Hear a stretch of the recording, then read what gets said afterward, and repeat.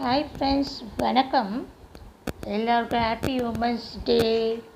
இன்றைக்கி நான் ஒரு வீடியோ போட போகிறேன். என்ன வீடியோன்னா, உண்மையிலேயே பெண்கள் சுதந்திரம் அடைஞ்சிட்டாங்களா, இல்லை ஹாப்பியாக இருக்கிறாங்களா, இல்லை தன்னால் ஏதாவது முடிவெடுக்க முடியுதா? சொல்லுங்கள்.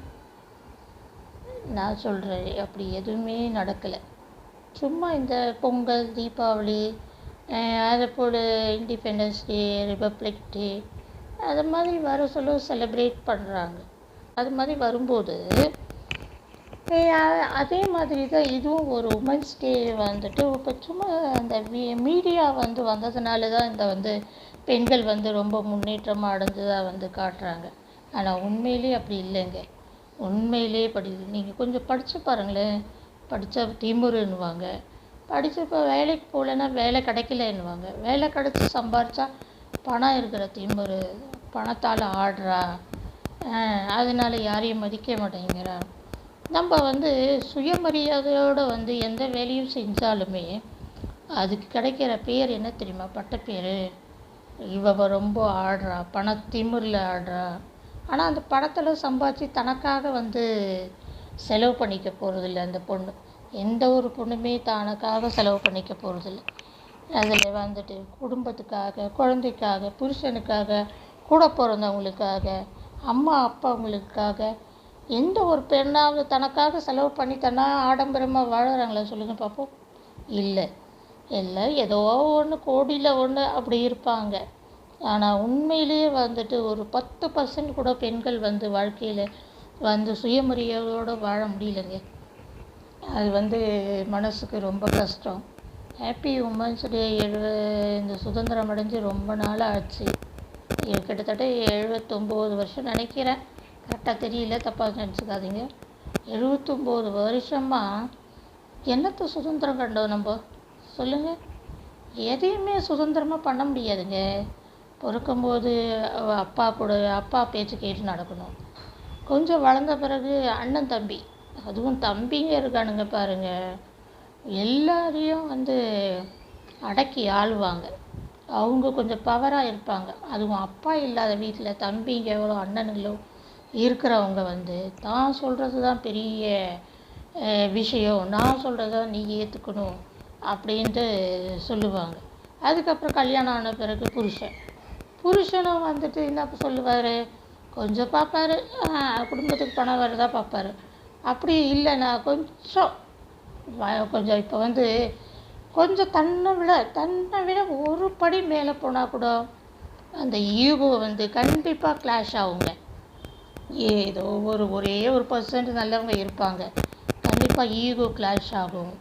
அதில் எவ்வளோ மட்டம் தட்ட முடியுமோ மனைவியை மட்டம் தட்டுவாங்க. கண்டிப்பாக எல்லா குடும்பத்துலேயும் இது நடக்கும், இல்லைன்னு மாத்திரம் சொல்ல முடியாது. அப்புறம் பணத்தாலேயும் அந்த பொண்ணு வீட்லேயும் வேலை செஞ்சுட்டு, வெளியிலையும் வேலை செஞ்சுட்டு, குழந்தையும் பார்த்துக்கிட்டு, எல்லாத்தையும் மேனேஜ் பண்ணிட்டு, ஆஃபீஸ் ஒர்க்.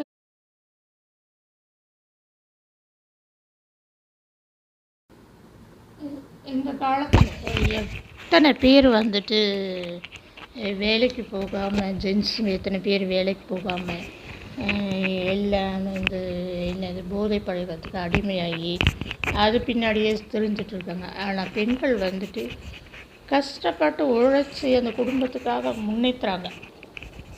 என்ன தான் முன்னேற்றம் பண்ணாலும் அவங்களுக்கு இந்த ஜென்ஸுக்கு ஆண்கள் வர்க்கம் எப்போவுமே அனுபவிக்கிற வரைக்கும் அனுபவிச்சுட்டு பின்னாடி என்ன சொல்லுவாங்கன்னு அவங்கள தலையில் போட்டு மிதித்து எப்படியாவது அடக்கணும்னு தான் நினைப்பாங்க.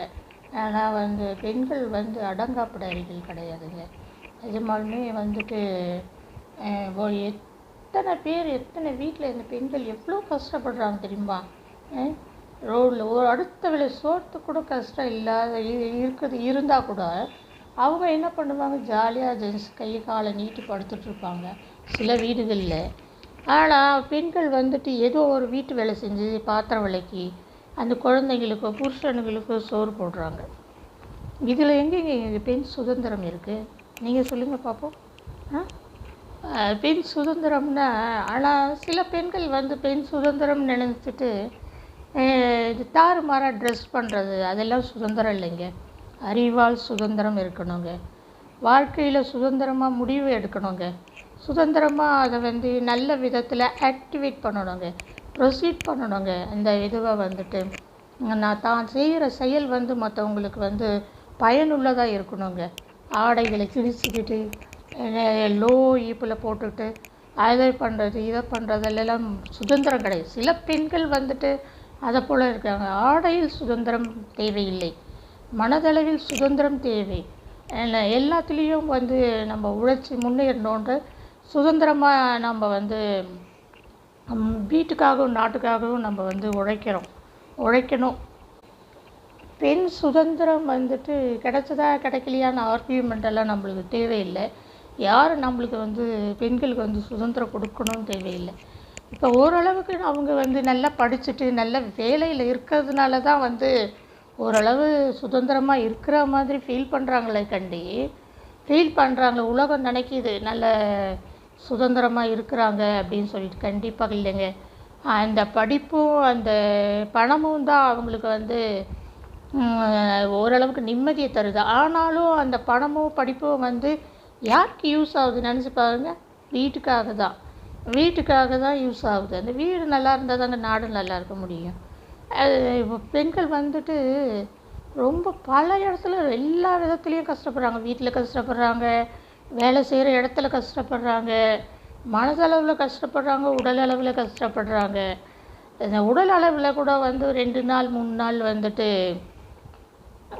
வலி வந்து தீர்ந்து போயிடும். வந்து ஏதாவது தீர்ந்து போயிடும். ஆனால் மனதால் சொல்லில் அடிக்கிறாங்க பார்த்தீங்களா, அது என்றைக்குமே வந்து தீராதுங்க. நீங்கள் ஒரு ஹஸ்பண்ட் முன்னாடி நீங்கள் வந்து கொஞ்சம் வளர்ச்சி அடைஞ்சு பாருங்களேன்.